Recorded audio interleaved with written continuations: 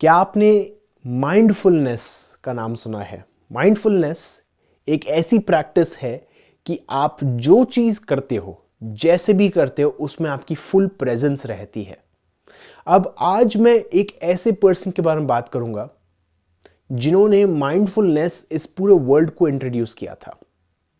अब उनके बारे में मैं आज इसलिए बात कर रहा हूं क्योंकि उनका रिसेंटली देहांत हुआ था।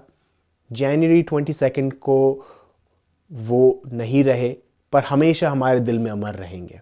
उनका नाम है थिक नैत हान। एक वियतनामीज मंक है जिन्होंने ये मैसेज स्प्रेड अक्रॉस किया था कि आपको हर मोमेंट पर माइंडफुल रहना है। अब एक और पर्सन है जिनका भी रिसेंटली 2-3 दिन पहले ही देहांत हुआ था, वो है बॉब प्रॉक्टर। बॉब प्रॉक्टर के बारे में बात करेंगे, थिक नैत हान के बारे में बात करेंगे। पहले बात करते हैं थिक नैत हान। जैसे मैंने बताया कि उन्होंने पूरी माइंडफुलनेस मैसेज स्प्रेड अक्रॉस किया था पूरे वेस्टर्न वर्ल्ड में। इनफैक्ट उनका एक मेडिटेशन है स्माइल मेडिटेशन, कि जब भी कभी आप मेडिटेशन करने बैठते हो आपको स्माइल करना है।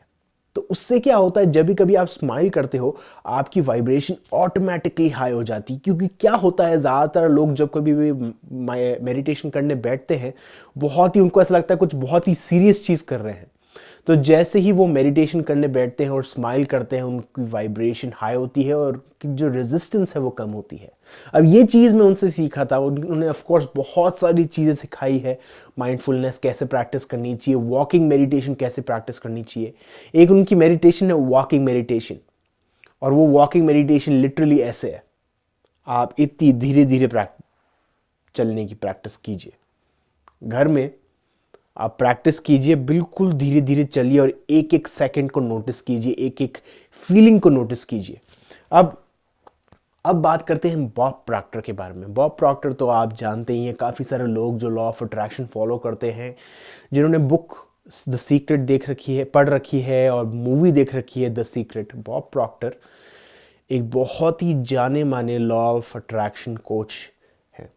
अब वो एक पर्सन ऐसे हैं जिन्होंने लास्ट मोमेंट तक, अभी रिसेंटली उनकी हमेशा लेक्चर्स अपलोडेड होती रही, उन्होंने लास्ट मोमेंट तक वो ही चीज प्रैक्टिस करते रहे जो उनको पसंद है।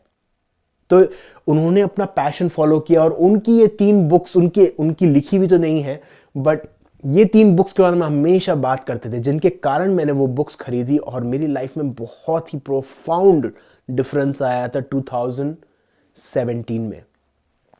वो है science of getting rich by Wallace D Wattles, think and grow rich by Napoleon Hill. ये बहुत ही प्रोफाउंड बुक थी, मेरा पूरा नज़रिया बदल दिया उन्होंने।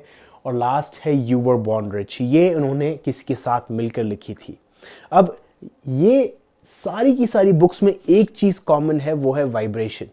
अगर आप लॉ ऑफ अट्रैक्शन के बारे में नहीं जानते तो आप सिंपली एक चीज़ पे फोकस करेंगे, अपनी वाइब्रेशन पे, तो ऑटोमेटिकली जो चीज़ें आपको लाइफ में आपकी चाहिए वो ऑटोमेटिकली आ जाएंगी।